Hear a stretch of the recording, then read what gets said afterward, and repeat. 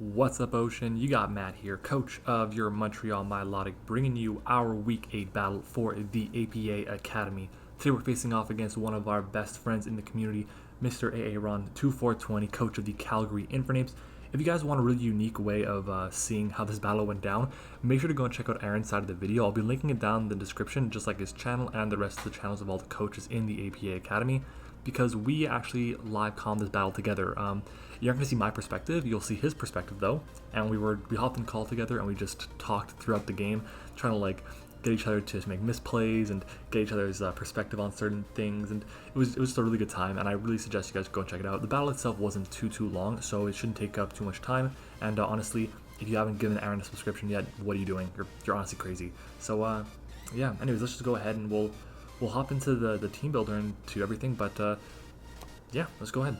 So Aaron's team is Lunala, Landorus Eye, Weavile, Arachnid, Mega Aerodactyl, Roserade, Heliolisk, Gyarados with Z-moves, Como with Z-moves, Darmanitan, Escavalier, and Diancie with Z-moves. While we have a team of Ho, Tapu Koko with Z-moves, Aegislash, Megaladios, Dugtrio with Z-moves, Amoonguss, Miltank, Seismitoad with Z-moves, Halucha, Bisharp, and Illumise. Now, Aaron's team is really scary. I built the team the day before we played. At least I built one mon. No, it was 2.5 to 3 mons basically the day before, and then I changed up one mon completely, and then I got help with my front office and we worked and we figured out what else we want to bring, because I was really unsure about a lot that I want to bring this matchup.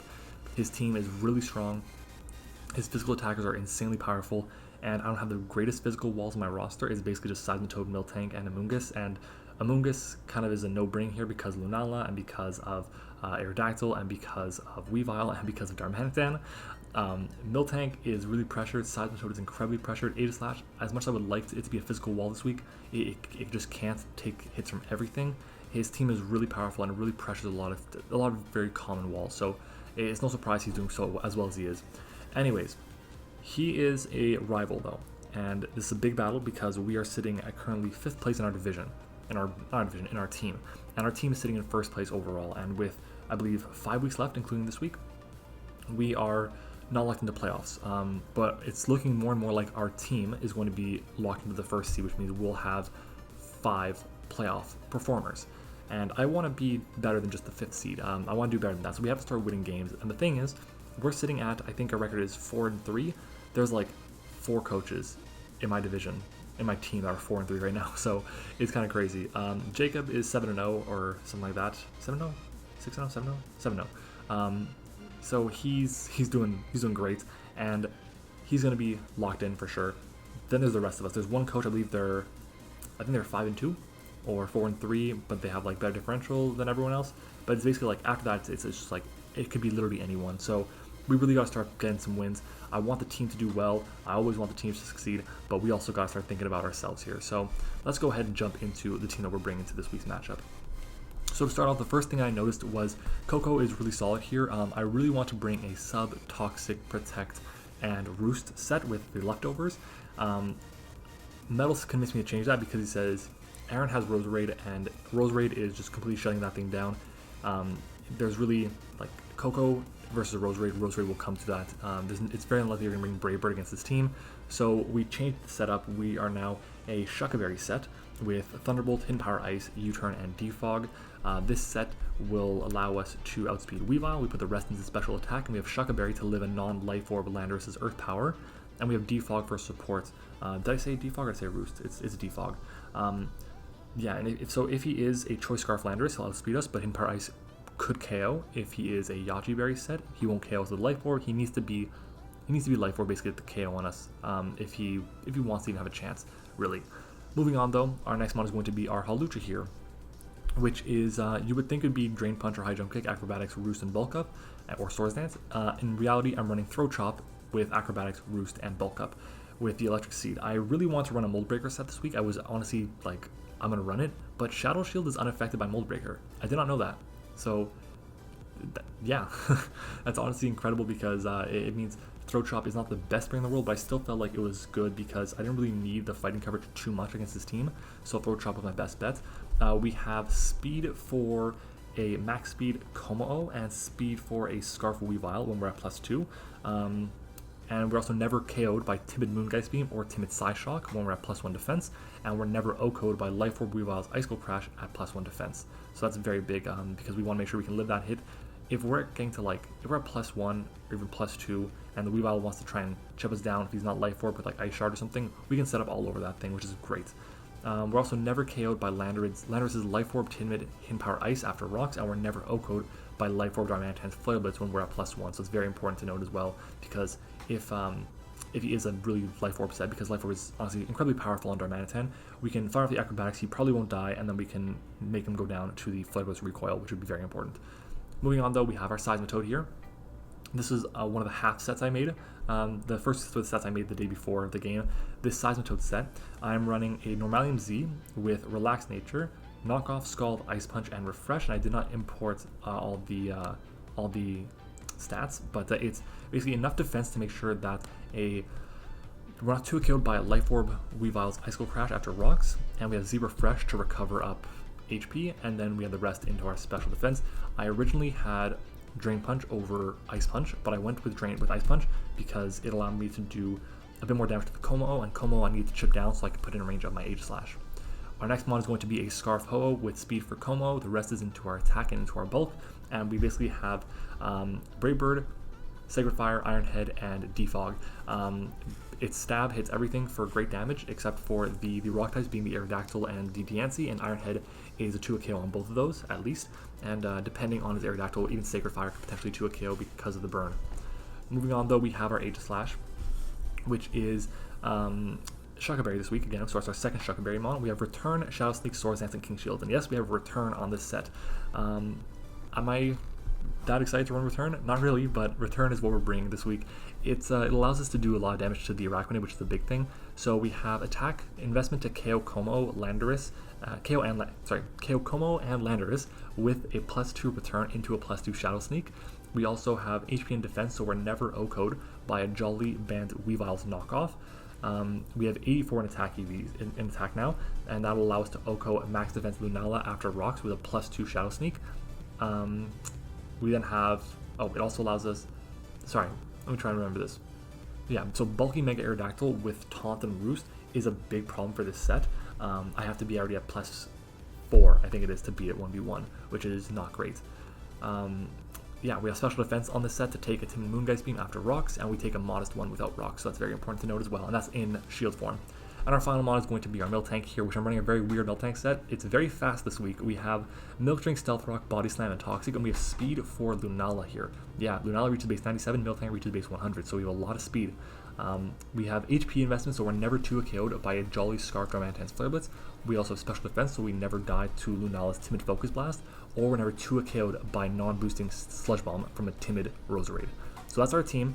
Long team builder, I know, but you guys got to know the team against our boy Aaron, and I want to make sure that you guys see that it's going to be a good game for us. It was honestly a lot of fun to do, so hopefully we can have a really solid game against him right now. Anyways, let's just go ahead and look at the team that he brought and hop into the battle. So, based on the 6 that he brought, I'm thinking my best lead is Coco here. If he wants to lead off with the Arachnid, we can fire off a T-Bolt to chip it down. If he wants to lead off with anything else, we'll live a hit from anything unless it's Life Orb Landorus, and we can fire off Hidden Power Ice regardless and chip that thing down. We can OHKO the Aerodactyl if he tries to Earthquake us, and we're just in a good spot regardless of what he leads off with. But he leads off with Dia Kurosawa, which is going to be his Diancie here, and I'm pretty sure that's the last name, right? I didn't see the nickname, right? Is that it? Yeah, Dia Kurosawa. So we get the Electric Surge popping off, and at this point, I'm going to just fire off a Thunderbolt here. I joked around with him saying that I have the Iron Head, and he said, "Oh, you brought it?" He stayed in, and he Thunderbolted, and he's really happy. And I'm like, "Okay, we got the crit there. Cool with me." But he fires off a Z move. I'm like, "All right."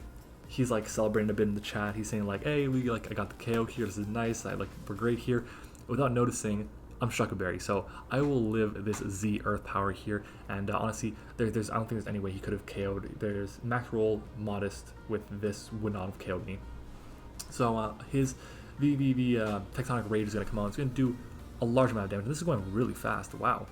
Anyways, so yeah, like I was saying, the Hidden Power Ice is going to come out now, and I went for the Hidden Power Ice here specifically over another move because I thought he could potentially switch out and I could still get the KO.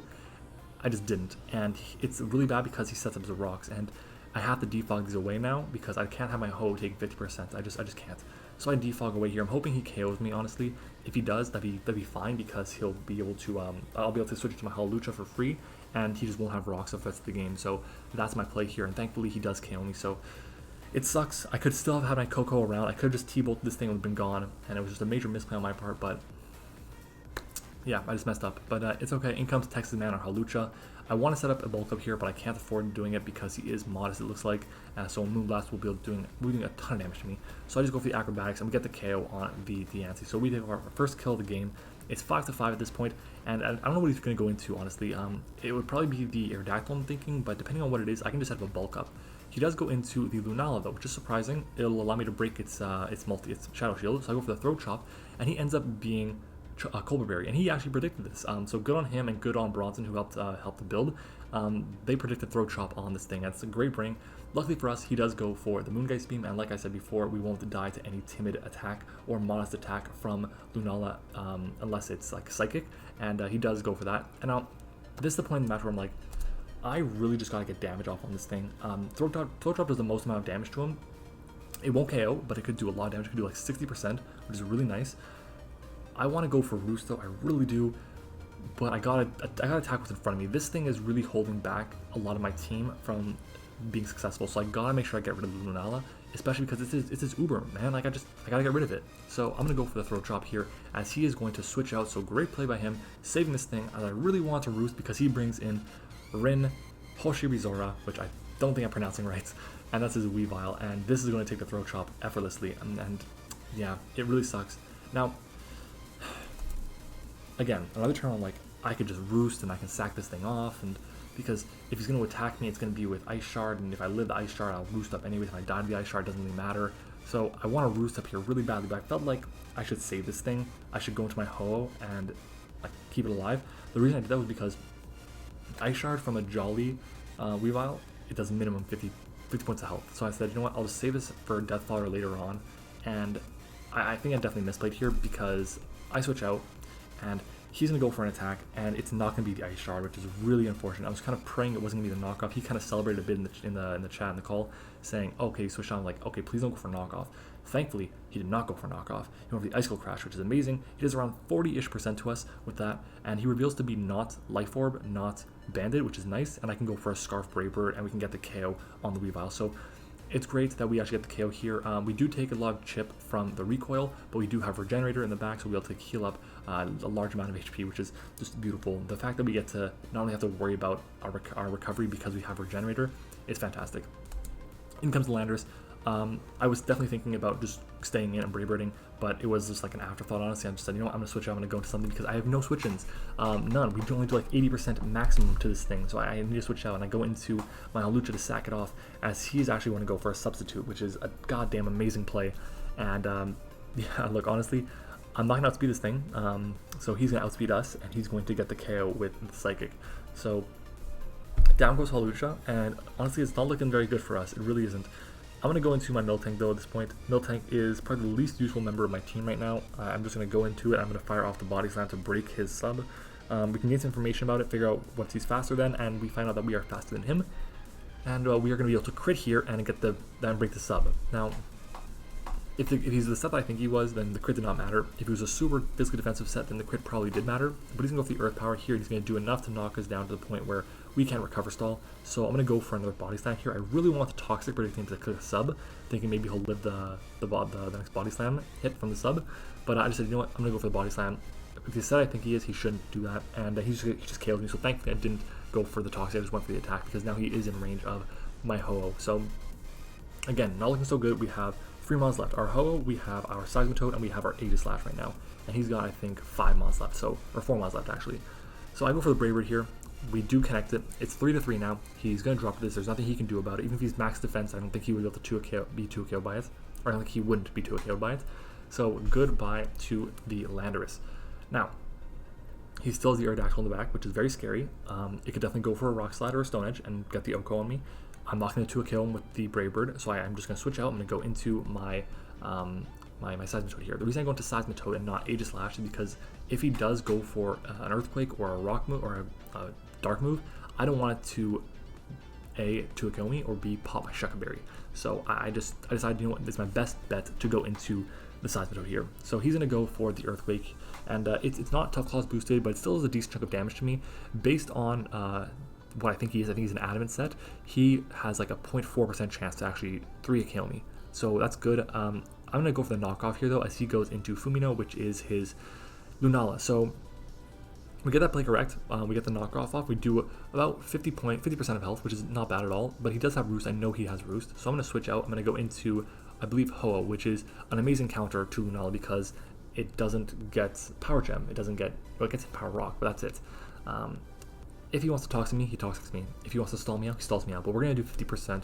We should at least do 50% to him every single turn for the rest of the game. So I go for the Brave Bird, and if he wants to attack me with the Moongeist Beam, then he should go down to the next hit. So we're going to see what exactly he wants to do. So I Brave Bird here, and we do a good solid chunk of damage, about 50% to him, and he's going to go for the Toxic. I'm thinking, you know what, this is fine by me. I'm just going for another Brave Bird. Like, there's no reason for me not to, right?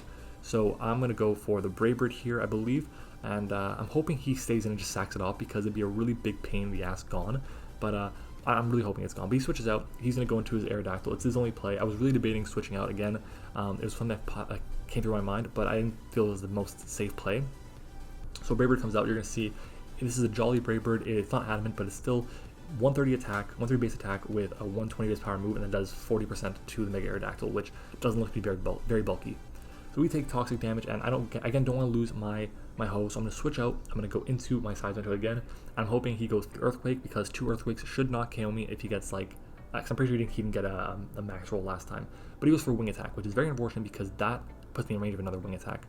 I go for the Zero Fresh here just on the off chance we live the hit, and for some reason he Earthquakes and doesn't Wing Attack, so I'm really happy about that because we managed to survive that, and I think the max roll was 70, which is insane. So we do manage to survive. We take the hit, we get our Zero Fresh off, and he was like kind of, what are you doing?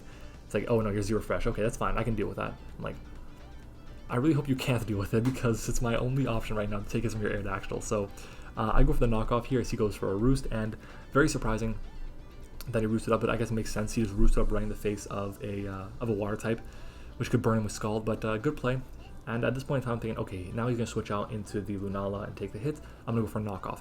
Nope, he stays in the Wing Attacks. So very disappointing. I knock off again, and I'm thinking, I got a Scald here. I can't risk it. If he goes into Lunala, he goes into Lunala. Fine by me. At this point, he's in range of 2 Brave Birds, so he's going to have to sack something off anyways. So I go for the Scald here, and now he's in range of 1 Brave Bird, which is amazing. We almost get the KO. We don't burn him though, which is really unfortunate, but he's going to get the KO with the Wing Attack, and at this point, there's nothing he can do. He's played himself into a hole where he can't beat the Scarf Ho, and honestly, it was a really tough situation for him to be in because he couldn't afford to let the Lunala go. He had to get the KO with the Aerodactyl, and once I revealed Scald, it was really tough for him to have a chance to beat the Scarf Ho, because at this point, that's going to go down to like 2%, and the Lunala's at like 40%, 30%, something like that. It's in range is the important thing. And then there's the Arachne, which Arachne, unless he's Sash or he's Cobra Berry, I think Cobra is the flying producing berry, he goes down. If he is, then I send in my Aegislash and I just click Shadow Sneak a couple times and I win the game. So Braver comes out. Again, he doesn't reveal to be Cobra Berry. Is he Sash though? That's the question. And he is not, so he goes down, and we're going to be able to pick up what looks like to be a 2-0 win against Aaron. So we managed to survive the hits from Toxic and from Recoil. We're at 34 points of health. The question though is it going to be a 1-0 or a 2-0? Because we could die to Recoil here depending on his HP stats. So I'm going to fire off the Brave Bird. Are we going to die to Recoil? That is the question. Brave Bird comes out. Is it going to be a 1-0 or is it going to be a 2-0? Let's see. We get the KO. We go down. We lose tons of HP, but we survive on 2. So twice we lived on 2. We lived on 2 with our Seismitoad on the Earthquake. We lived on 2 with our Ho at the very end. So GG to Aaron. It's always a ton of fun playing against him. He's one of my closest friends, and he's honestly an amazing guy. So make sure to go and check out his content. Make sure to go join his Discord server, which I believe is linked in his descriptions of his videos. Also go follow him on Twitch and on Twitter. And yeah, so Team Tie-Dyes pulling through, getting another win here. I believe we passed the 40 win threshold, which is incredible, or 40 point threshold, I think it is. Anyways, GG to Aaron again. It's always, again, like I said, a ton of fun playing him. Make sure to answer the comment question of the day, which is an ode to Aaron. Who is your best girl? What is your favorite anime? And what is your least favorite anime? Aaron has definitely tried to open my eyes to more weebdom, I guess I would call it. And it's been honestly tons of fun. The animes he recommends are fantastic. So if you want anime suggestions, go and see him. He's your guy for it. And yeah, thanks for watching, everyone. I hope you enjoyed it, and I will see you all next time.